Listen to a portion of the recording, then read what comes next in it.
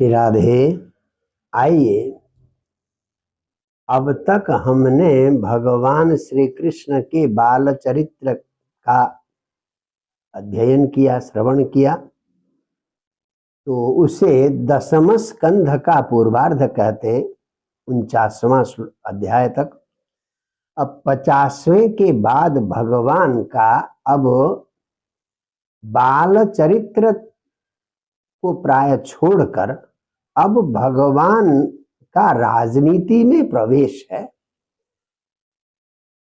तो 50वां अध्याय, अस्ति प्राप्तिश्च कंसस्य महिष्यौ भरतर्षभ। मामा कंस का उद्धार हो गया और कंस के पिता उग्रसेन को राजा बनाया। अब ये जो कंस की दो पत्नियां थी, एक का नाम अस्ति, एक का नाम प्राप्ति, वे दोनों मगध देश के राजा जरासंध की बेटियां थी। अब विधवा हो गई, कृष्ण ने मारा है, तो इसलिए वो सीधा गई अपने पिता से शिकायत लगाने के लिए कि कैसे कैसे हमारे पति का वध किया है श्री कृष्ण ने। जाकर अपने पिता को शिकायत लगाई। बहुत बलवान था ये जरासंध। शतद प्रियमाकर्ण्य शोकामर्षयुतो नृप। जब सुना कि अच्छा मेरी दोनों बेटियों को विधवा बना दिया है श्री कृष्ण ने, तो उसने वहीं पर राजसभा में प्रतिज्ञा की, महिम अयादविम कर्तुम। अब सारी पृथ्वी में से कोई यादव बचने ही नहीं दूंगा। जैसे परशुराम ने पृथ्वी को निक्षत्रिय किया था, वैसे ही पृथ्वी को यादवों से शून्य करने के लिए उसने उद्योग करना प्रारंभ किया। तो सबसे पहले क्या किया, 33 अक्षौहिणी सेना। महाभारत में तो केवल 18 अक्षौहिणी सेना थी दोनों तरफ, यहां तो अकेले 33 अक्षौहिणी 23 अक्षौहिणी सेना लेकर और आकर पूरे मथुरा को उसने घेर लिया। महाभारत की दोनों सेनाओं में जितने थी 18, उनसे भी ज्यादा 23 अक्षौहिणी सेना लेकर उसने मथुरा को घेर लिया। जब घेर लिया तो भगवान ने सोचा कि स्वावतार प्रयोजन, मेरे तो अवतार का प्रयोजन ही यही है, दुष्टों का संहार और पृथ्वी का भार हल्का करना। देखिए, यानी सज्जनों के रहने से भगवती पृथ्वी को बोझ नहीं पड़ता, पर दुर्जन अगर पृथ्वी में रहते हैं तो दुर्जनों के भार को मां पृथ्वी सहन नहीं कर पाती। इसीलिए पृथ्वी स्वयं भगवान से निवेदन करने के लिए गई थी, इन दुष्ट राजाओं के अत्याचार से मैं ज्यादा परेशान हूं, इनका भार मैं ढो नहीं पा रही हूं, इसलिए मेरे भार को हल्का करें, ऐसा निवेदन किया था भगवती पृथ्वी ने। तो भगवान ने कहा कि अक्षौहिणी संख्यातम, ये जो है 23 अक्षौहिणी संख्या के साथ ये आया है, तो मेरा तो अवतार ही भूभार हरणाय और संरक्षणाय साधुनाम, सज्जनों की रक्षा करने के लिए तो मैं अब करूंगा। तो इतना सोच ही रहे थे भगवान, एवं ध्यायति गोविंदे। अब जो है, अब तो क्योंकि पहले तो कंस के भेजे हुए आते थे, कभी किसी रूप में, कभी किसी रूप में, कभी पशु के रूप में, कभी हाथी के रूप में, कभी घोड़े के रूप में। अब तो यहाँ राजाओं के साथ सीधा युद्ध हो गया, अब राजनीति का विषय आ गया।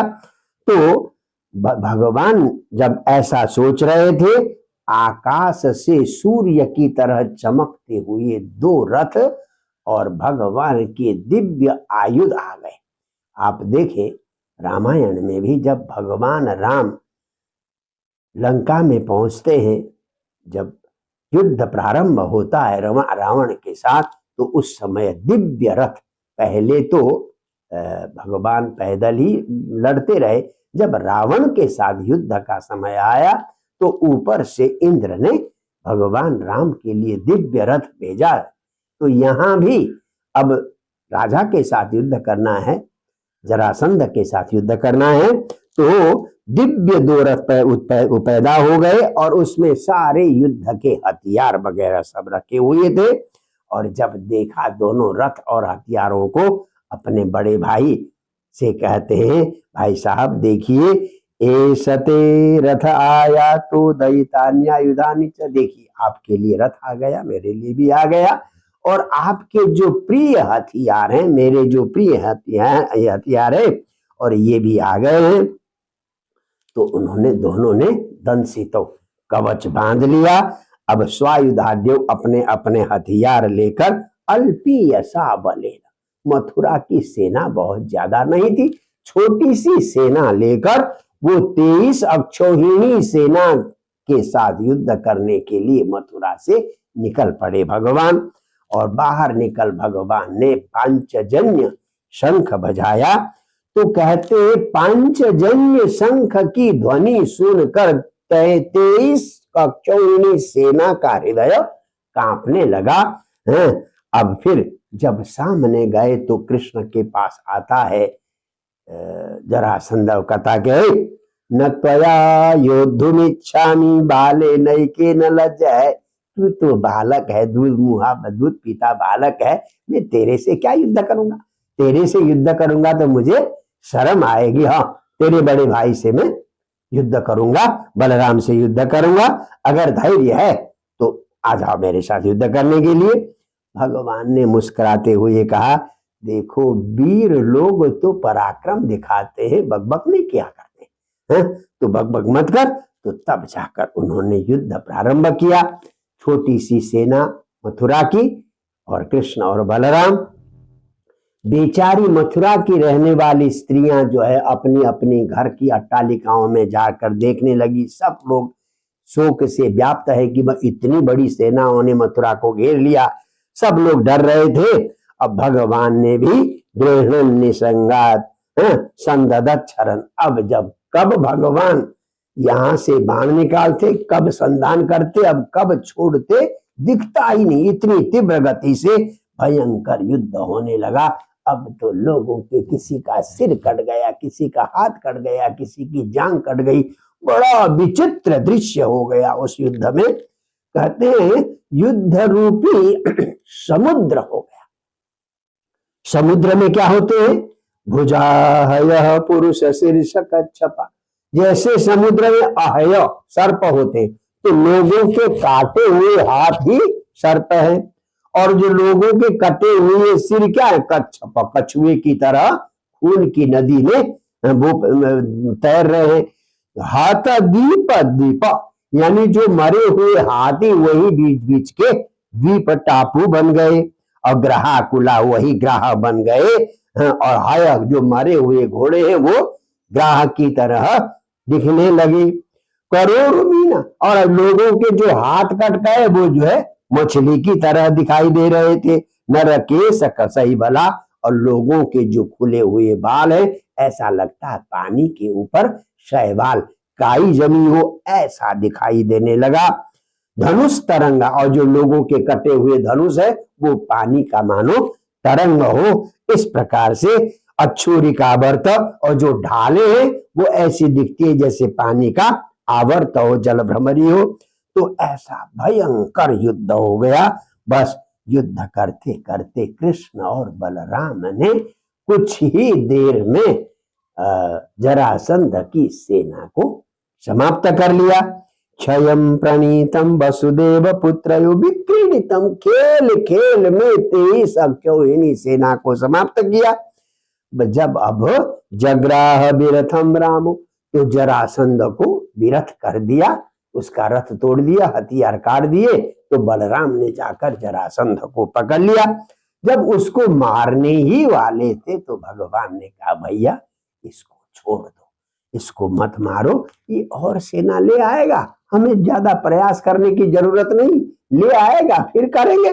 तो केवल उसके प्राण बचे थे। कहते हैं हता नीक अवशिष्टा, सारी सेना तो मर गई थी जरासंध की, केवल उसके प्राण बचे थे। तो कैसे, जैसे शेर ने सबको मार दिया हो, एक अकेला बचाया हो। भगवान ने कहा कि नहीं, बारयामास गोविंद कार्य चिकीर्षया, इससे और भी काम करने हैं, ये तो अभी 17 बार पर आक्रमण करेगा।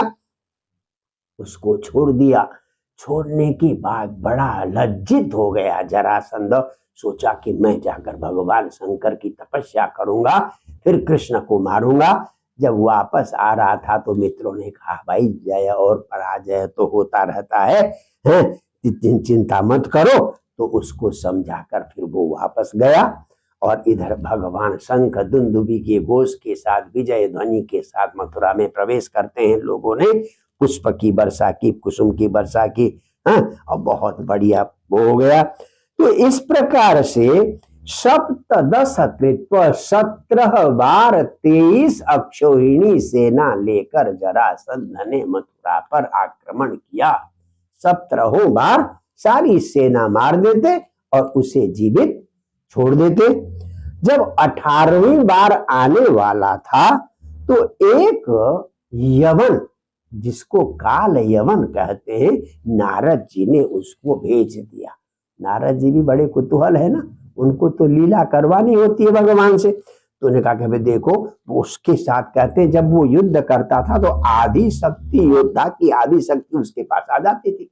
अब आपकी अपनी ताकत है, जिससे युद्ध कर रहे हो उसकी ताकत आधी आ गई तो ज्यादा क्या हो गया, वही तो ज्यादा हो गया। तो अष्टादशम संग्राम में आगामी, जब 18वीं बार आक्रमण करने वाला था जरासंध, तो नारद का भेजा हुआ यवन आ गया और आकर 3 करोड़ सेना लेकर आ गया। वो यवन, वो मुसलमान 3 करोड़ सेना लेकर आ गया।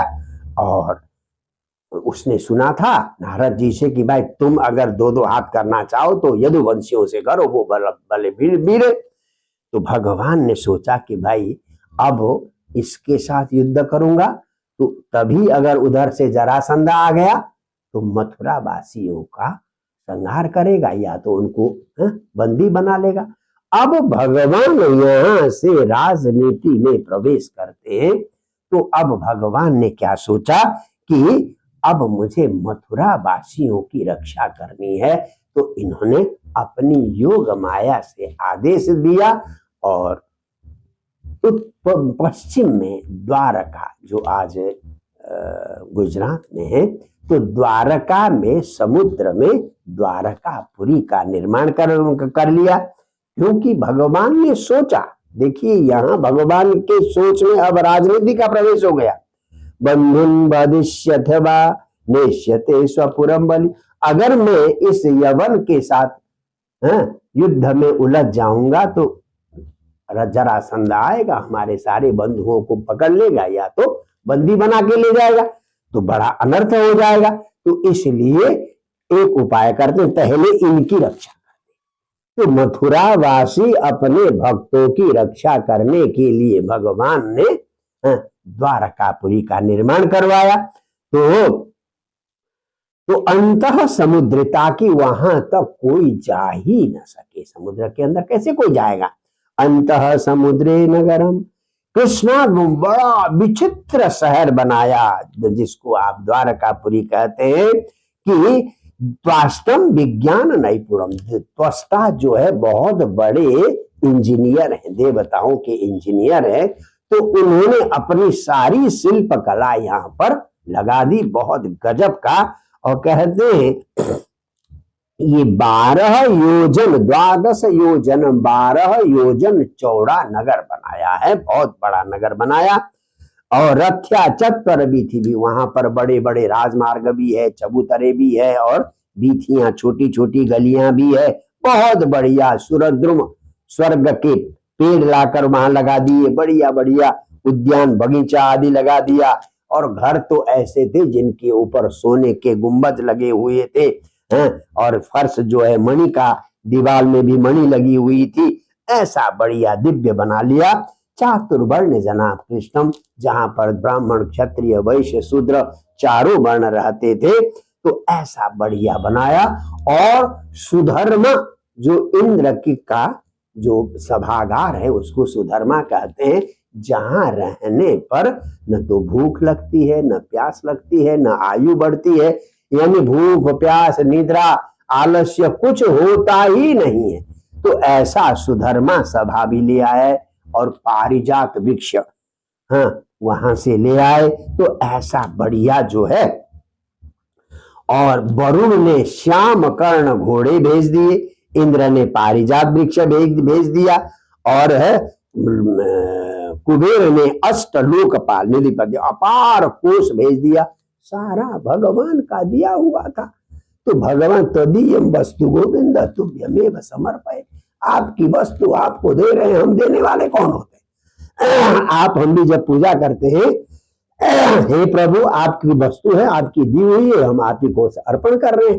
तो वहां सारा लोकपालों को, इंद्र वरुण कुबेर आदि को जो दिया था, किसने दिया था? भगवान ने दिया था। सब ने लाकर भगवान को अर्पण कर लिया द्वारका में। तो इसलिए तत्र योग, अब अपने योग प्रभाव से सीधा उड़ाकर भगवान ने द्वारका पहुंचा दिया सारे ब्रजवासियों को, सारे मथुरा वासियों को, क्योंकि जाने का तो कोई माध्यम था नहीं। तो योग मार्ग से वहां पर पहुंचा दिया और उनको सुरक्षित करके निर्जगाम पुरात पद्ममालिनी निरायुध, अब मथुरा में बिना हथियार के बाहर निकल गए। मथुरा को 3 करोड़ मुसलमान की सेना ने, यवनों की सेना ने घेरा हुआ है।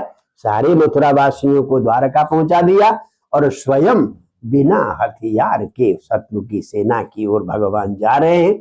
अब वहां जाकर क्या लीला करते हैं, हाँ, उस काल यवन को से कैसे निपटते हैं और उसके 3 करोड़ सेनाओं से कैसे निपटते हैं, इस बात को हम कल सुनेंगे। जय जय श्री राधे।